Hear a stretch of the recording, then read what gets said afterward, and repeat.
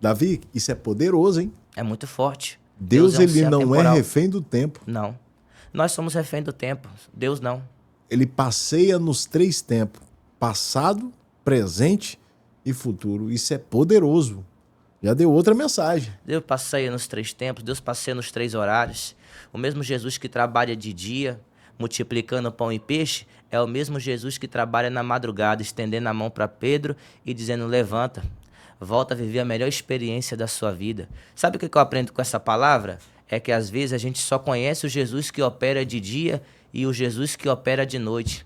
Quando Jesus aparece de madrugada, a gente até confunde ele com fantasma, porque não conhece o trabalhar dele na madrugada. Mas só quem é de oração de verdade conhece a diferença do Jesus que trabalha de dia, que apenas multiplica os pães, para o Jesus que trabalha de madrugada e faz você viver a melhor experiência da sua vida.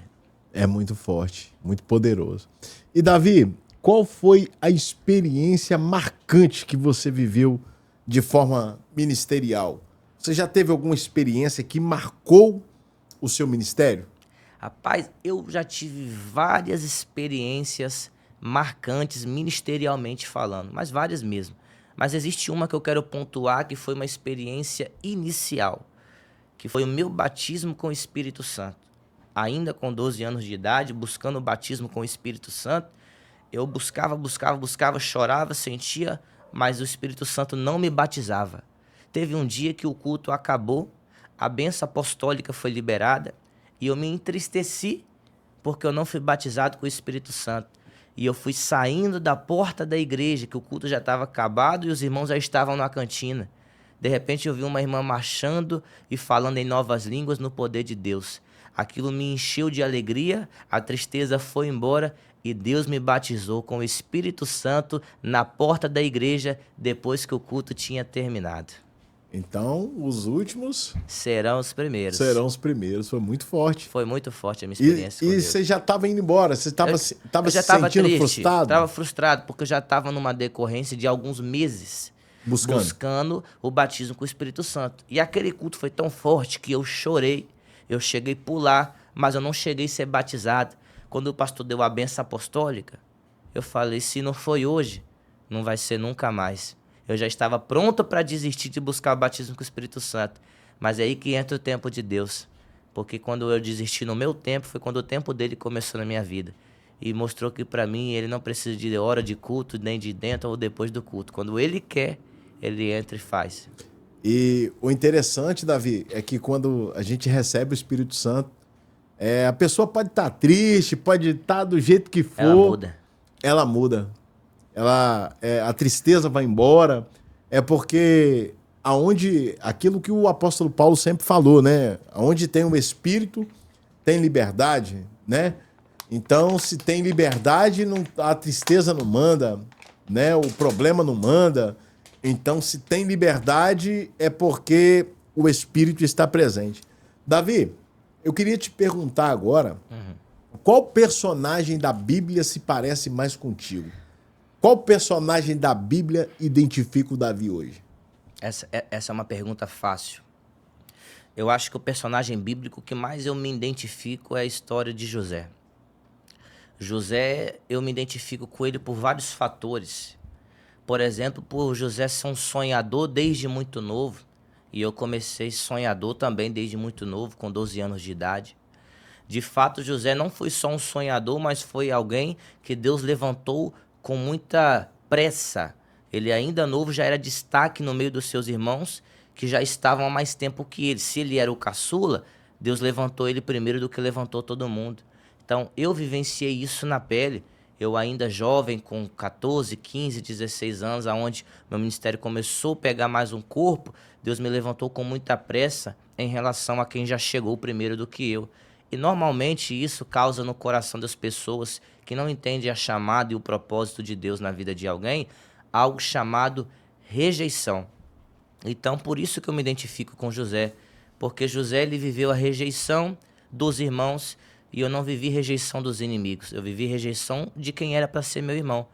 Porém, com o tempo, né, a gente chega lá daqui a pouco, a gente entende que a rejeição é a plataforma que Deus usa para gerar o crescimento.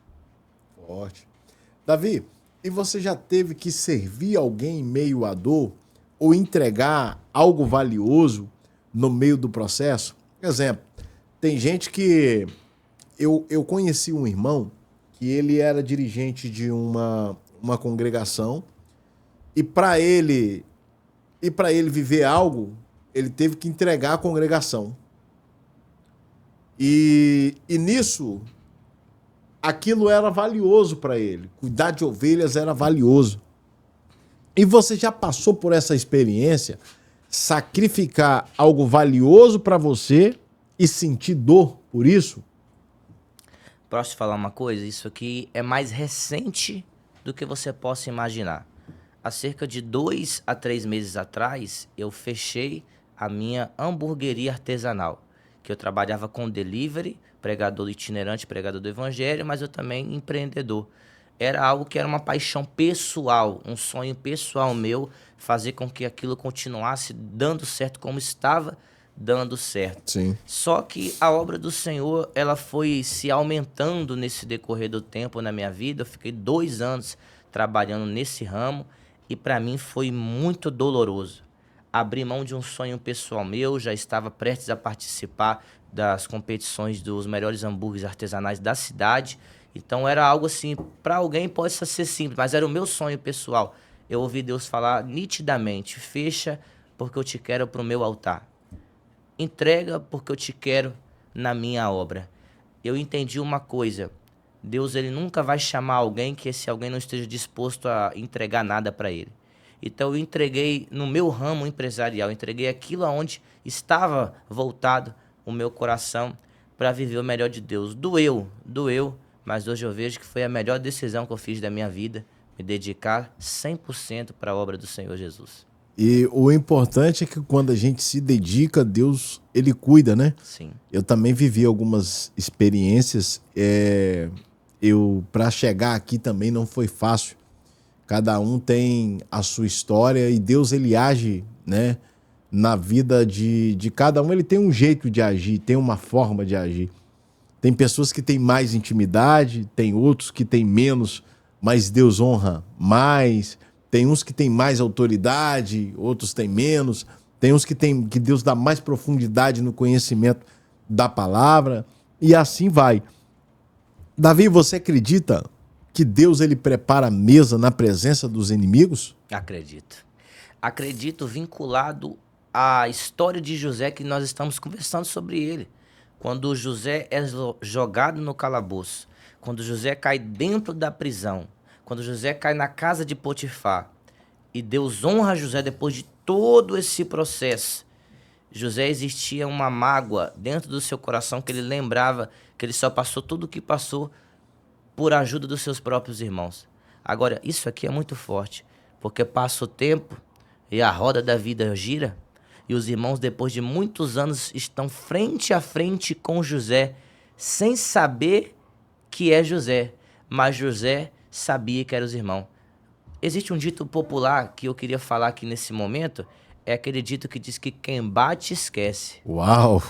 Mas quem apanha nunca esquece. Quem apanha lembra. Quem apanhou foi José. É por isso que foi só José que lembrou e eles não reconheceram o seu irmão. Nossa, é muito poderoso. É muito forte isso. Sabe também por quê que eles não reconheceram a José? Porque existia uma nova versão de José.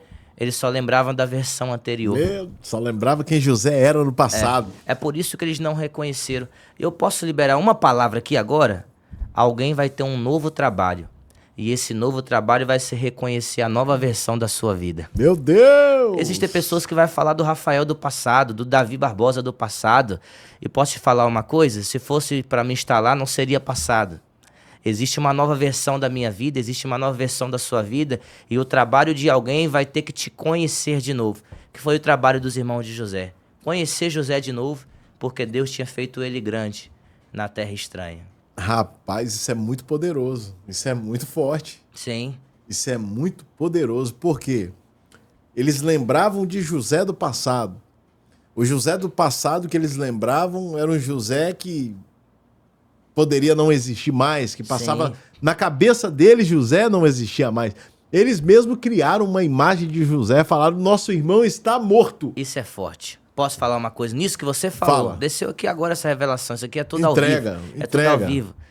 Os irmãos de José criaram uma mentira que ele estava morto, a tal ponto que a mentira contada várias vezes se torna uma. Verdade. Eles acreditaram tanto na mentira que até eles acharam que a mentira deles era verdade. Meu Deus! Só que como Deus é Deus de verdade, não Deus de mentira, Ele traz a verdade para confrontar a mentira. pegou? É muito forte. É terrível isso aí. É muito forte. Porque eles mesmo, eles disseram pro pai que José tinha morrido. Sim. Alimentaram uma mentira como se fosse verdade. Toda vez que eu alimento a mentira como se fosse verdade, ela se torna uma verdade.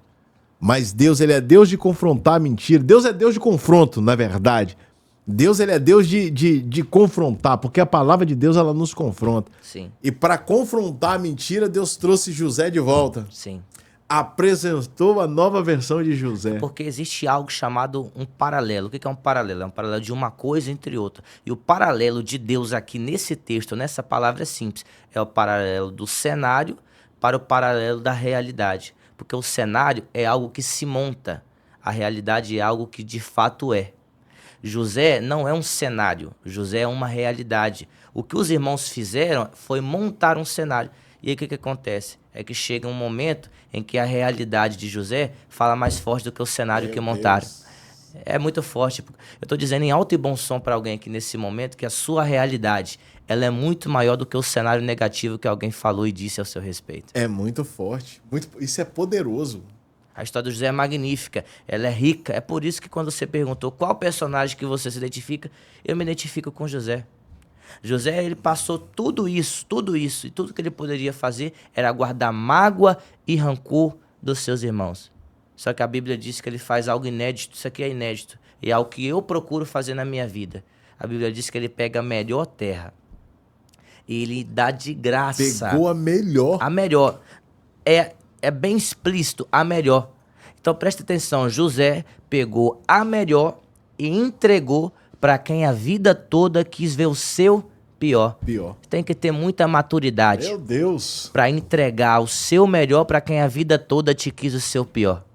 E se a gente for botar na ponta do lápis, hoje em dia, as pessoas não fazem isso. Não, hoje em dia a vingança fala mais alto. Hoje em dia o senso de justiça fala mais alto. Quando na verdade quem tem o Espírito Santo de Deus diz como Davi disse no Salmo de número 23. Coloca uma mesa perante mim na presença dos meus inimigos. Inimigo, nós como seres humanos queremos longe, mas quem tem o Espírito Santo de Deus chama para perto, para mostrar que eu tô vivo, eu tô de pé e o que Deus me deu eu libero para te abençoar. É muito forte. E José cumpriu tudo isso, né? E Deus colocou uma mesa para ele na presença dos inimigos. Sim. Deus honrou ele diante dos irmãos, diante daqueles que queriam o mal dele. E Davi, uma coisa que você me chamou a atenção, você falou que a história do personagem José, ela se parece muito com você. E José viveu o tempo da multiplicação na vida dele, né? E a gente acredita, eu creio, que eu acredito, eu penso dessa forma, que Deus ele prova a gente por um determinado tempo e depois da provação ele abre as portas. Sim. Esse negócio de irmão que está sempre dependendo de uma coisa e outra, sempre faltando alguma coisa e não passa o tempo da provação, por quê? Provação nenhuma na vida de ninguém é eterna. Eu não vi dentro da Bíblia ninguém viveu uma prova eterna. José não viveu uma prova eterna. Jó não viveu uma prova Jó não eterna. viveu uma prova eterna. Porque sempre depois da prova vem a bonança. Jó foi provado e recebeu a restituição. José foi provado e Deus honrou ele, colocou no patamar alto. Então, hoje nós vemos muitas pessoas dentro da igreja que só sabem dizer que está sendo provado. Eu conheço uma pessoa que tem mais de 15 anos que fala que está sendo provado. Sempre na mesma situação. Você acredita que isso é provação ou que tem algo aí que precisa ser ajustado para Deus liberar a bênção? Vamos lá, falando na questão de provação, o que eu acredito? é que provação é como se fosse o aumentativo de prova. E prova você precisa ser ou aprovado ou reprovado. Se a pessoa está passando tempos e tempos na mesma provação, é sinal que ela nunca foi aprovada e constantemente vive sendo reprovada.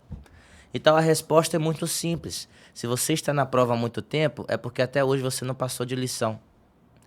É porque até hoje você não conseguiu passar por essa prova. É porque você precisa de ser aprovado. A Bíblia diz, buscai ser diante de Deus obreiro aprovado, que maneja bem a palavra e não tem de que se envergonhar. Isso aí. É muito forte. É porque, Davi, não sei se lá na sua igreja, por onde você passa, se você tem acompanhado assim dessa forma. Se você tem visto aí várias pessoas, porque tem muita gente que só murmura, só reclama. E eu vejo que Deus, ele não é Deus que levanta quem murmura. Não. Eu vejo que Deus, ele não é Deus que abençoa quem murmura. E eu vejo que Deus, ele abençoa quem passa na prova adorando. Jó passou adorando. José passou calado. Em nenhum momento José reclamou. Então, essas pessoas que não reclamam, vencem. E a maioria dessas pessoas que chegam para dizer que está na prova, vive murmurando. Sim, você está falando disso e eu estou lembrando da história do povo de Israel, povo hebreu, dentro do Egito. Sabe o que Deus fala antes de liberar o milagre, antes de tirar eles da prova? Por que clamas a mim, Moisés? Diga ao meu povo que marche. O povo estava murmurando e Deus fala, aquietai-vos e sabeis que eu sou Deus. Sabe o que Deus está falando? Eu sou Deus para fazer, mas enquanto você continuar murmurando, não tem como eu fazer pela sua vida. Então, boca fechada e perna em movimentação, porque aquilo que a minha murmuração não faz, a minha marcha faz. Marchar me leva mais longe do que eu ficar questionando o porquê dessa prova. É muito forte. E muitas pessoas, Davi, eles dizem, é porque hoje nós vemos muito religioso. Muitas pessoas hoje estão deixando de adorar e levando em consideração a religiosidade. Hoje tem pessoas que trabalham com critério religioso.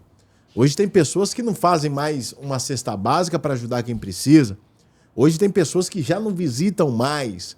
Hoje tem pessoas que modificaram o evangelho, estão pregando um evangelho disfarçado, colocaram uma capa no evangelho para poder pregar. Então estão levando o evangelho de uma forma diferente. E Jesus, ele nos deu um sentido de pregar a mensagem da verdade, a mensagem da cruz. Tanto que João Batista, quando ele preparava o caminho, ele chamava de raça de víbora, pregava a verdade, ele confrontava com a palavra. E hoje nós vemos que tem alguns pregadores que, dependendo da igreja, ele chega, ele prega mensagem de chave, e às vezes Deus dá mensagem de confronto. Por que prega uma mensagem de chave? Porque se pregar mensagem de confronto, de repente a porta não se abre ali mais para ele voltar. Por causa de uma oferta boa, por causa de uma oportunidade boa de estar no meio de alguém grande, ou por causa do nome da igreja, ou porque o ministério tem muitas igrejas, e tem muita gente levando por esse lado. E eu vejo que você é um jovem que você prega confronto, você prega palavra de verdade. E hoje nós vemos aí várias pessoas pregando e não tem pastor. Várias igrejas aí, vários pregadores que não têm um ministério, não têm uma igreja. E o que você acha desses pregadores que pregam e não têm um pastor? Eu acho que esses pregadores que pregam, não têm igreja e não têm pastor, eles podem até pregar, menos em uma igreja que tenha um pastor. Porque esses pregadores só pregam em igrejas com alguns pastores porque eles aceitam. Porque se eu me colocar na posição de um pastor da igreja, a primeira coisa que eu vou perguntar é: aonde você congrega? Aonde você ceia? Quem é o seu pastor? Se dessas 3 perguntas você gaguejar e não me responder, eu entendo que você não é homem de Deus para estar no meu altar. Porque qual é a maior hipocrisia? É eu cobrar de alguém, mas eu não querer cobrar de mim mesmo. Porque nós cobramos dos pregadores. correta, eu não estou aqui para defender um lado ou outro. Mas e os pastores que aceitam esses pregadores? Porque existe uma via de mão dupla. Existe quem prega e existe quem recebe, quem aceita o convite, quem convida o pregador. Então eu entendo que chamada de Deus ela tem que ter uma base. Chamada de Deus ela tem que ter começo, meio, até chegar no final. O problema é que as pessoas já querem pular o início, já querem pular as etapas, não querem para estar na igreja. Eu sou pregador itinerante, sou evangelista, mas também estou atuando na minha igreja. Auxilio os trabalhos locais, ajudo a trabalhar com as festividades, nos estudos bíblicos, estou auxiliando o meu pastor. Isso não é algo que era para ser demais. Isso é o mínimo. Porque eu só me tornei um pregador justamente por fazer o mínimo. Alguém pergunta, como ser um bom pregador? A resposta é simples, seja um bom servo. Porque se Deus te achar servindo, com certeza Ele vai te enviar para servir em outro lugar. Os pregadores, existe um grande defeito neles. Eles querem servir somente fora. Quando, na verdade, se você não serve dentro, quem dirá? Fora. Fora. Muito forte, né? Davi, e você já viveu, tipo assim, aquela experiência de você estar num ambiente preparado por Deus? Por quê? Eu já vivi fases de chegar em lugar, entrar no ambiente e falar, opa, Deus preparou isso aqui para mim. Eu já vivi fases de chegar em ambientes e também sentir que aquele ambiente Deus não preparou para mim. Você já teve essas duas experiências? Constantemente. A gente que é pregador itinerante, leva a palavra do Senhor por vários lugares, existem lugares que a gente chega e que nós mesmos pensamos, meu Deus, o que que eu tô fazendo aqui? Existem lugares que a gente entrou para ministrar a palavra, que foi a indicação de algum amigo, alguém que falou da gente, e a gente vai no lugar e percebe que às vezes não era para nós estarmos ali. Como tem lugares que parece que foi totalmente preparado. Então eu tenho uma oração específica que eu faço constantemente com Deus. Deus, só me leve onde o Senhor chegou primeiro. Que eu só pise onde o Senhor pisou primeiro.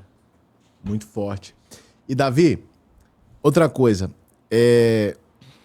vamos pro lado da amizade. Por quê? Tem amigo que ele vem disfarçado, que só é amigo enquanto tá ganhando alguma coisa. Depois que ele para de ser favorecido, ele já não é mais seu amigo.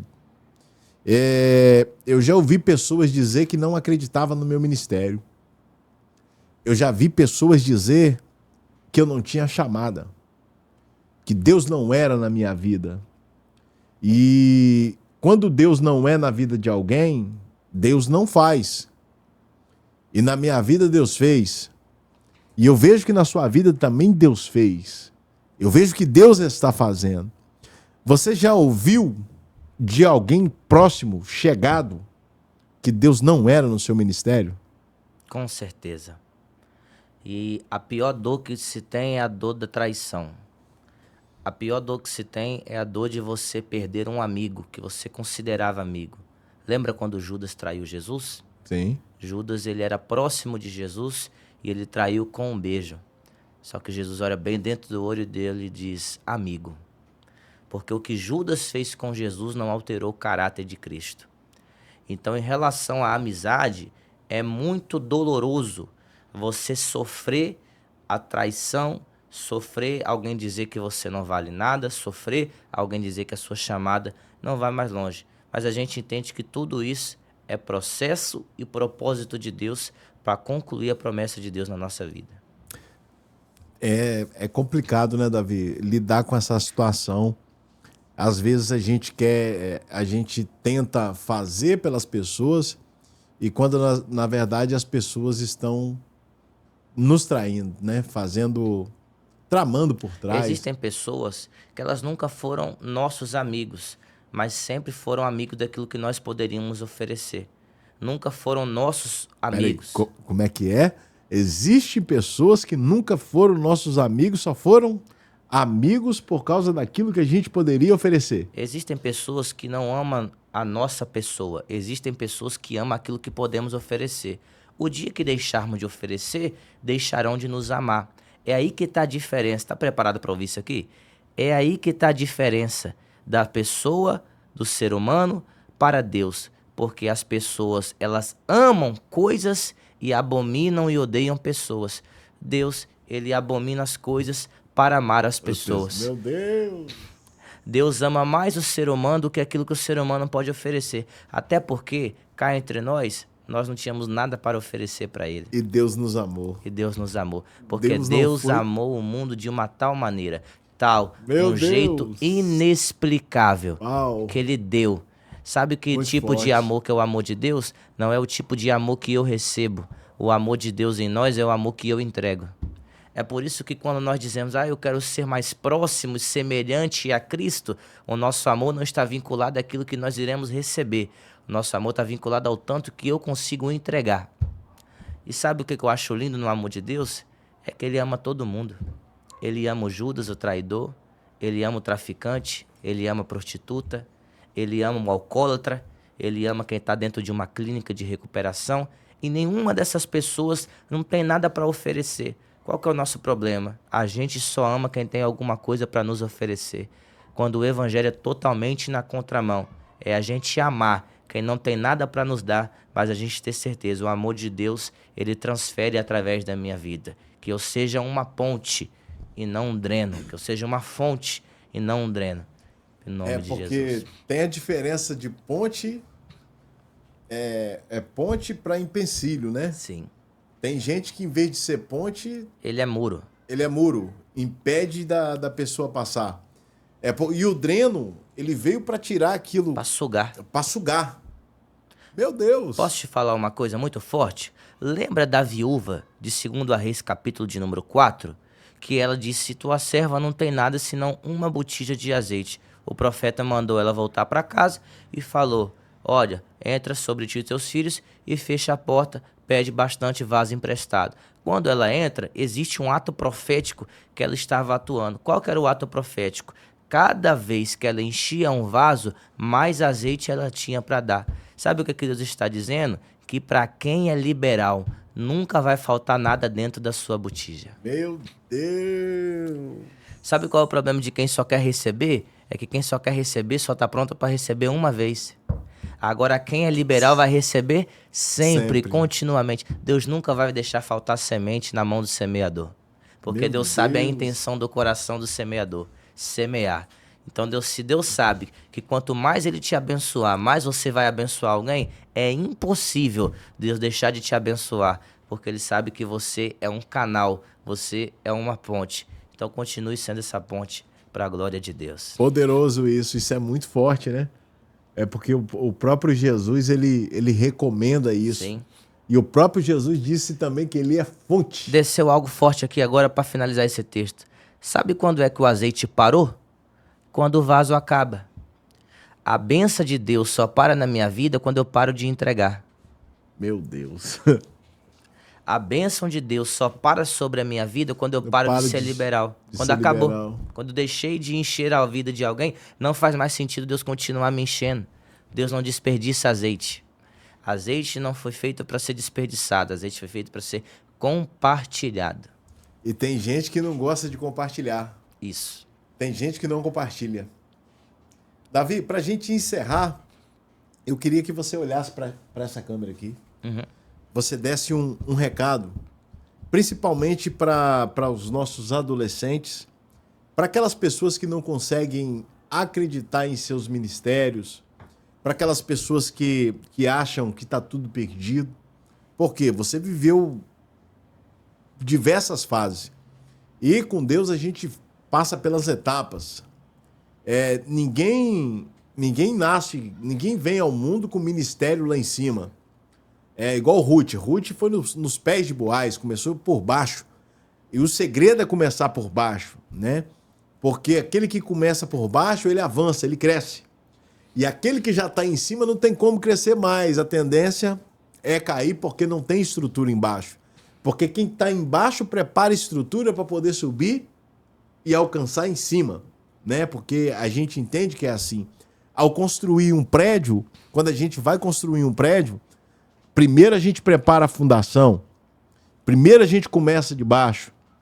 Então, tem muita gente querendo tocar em Jesus, que olha, vê a cruz e fala assim, ó, Jesus morreu na cruz. E tem gente que acha que Jesus está na cruz até hoje, pendurado. Está embaixo, se não tocar em cima, não continua. E eu queria que você olhasse para aquela câmera e você desse um recado para quem está te vendo, para quem está acompanhando você nesse momento, as pessoas que hoje desejam começar por cima, e você explicasse para elas o sentido de começar por baixo, o sentido de ter humildade, porque a gente vê humildade, o sentido de começar devagar para poder alcançar o bem de Deus. Queria que você olhasse para essa câmera e desse esse recado para o Brasil. Meu amigo, minha amiga, você que me ouve aqui agora nesse momento, olha para cá, preste atenção na palavra que Deus tem para você. O que Deus tem para você agora é não desista, ainda que todos ao seu redor já desistiram. Não retroceda, ainda que todos ao seu redor já retrocederam. Porque o que Deus tem com você é único, o que Deus tem com você é especial. A chamada de Deus ainda está de pé. Eu sei que talvez por um momento da vida você pensou em retroceder.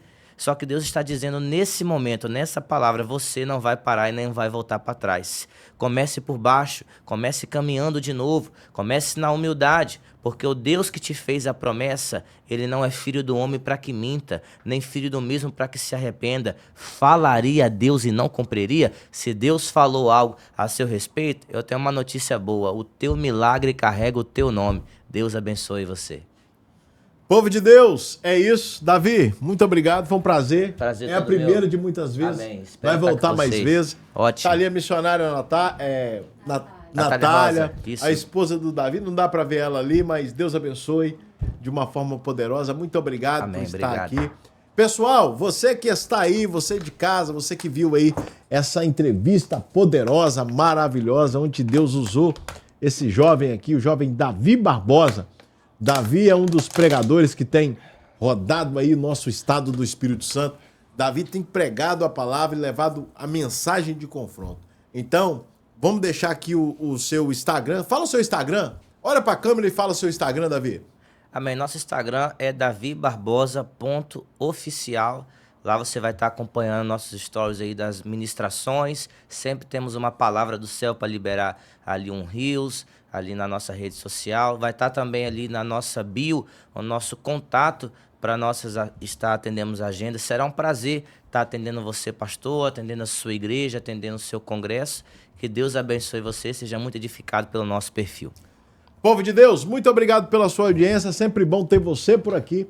Ó, não esquece de apontar o QR Code da câmera do seu celular. Siga aí o nosso Instagram, se inscreva no nosso canal do YouTube. Nós estamos crescendo de uma forma poderosa. Já atingimos os 70 mil seguidores em 3 meses de podcast. Deus abençoe vocês e até a próxima. Fiquem todos com Deus.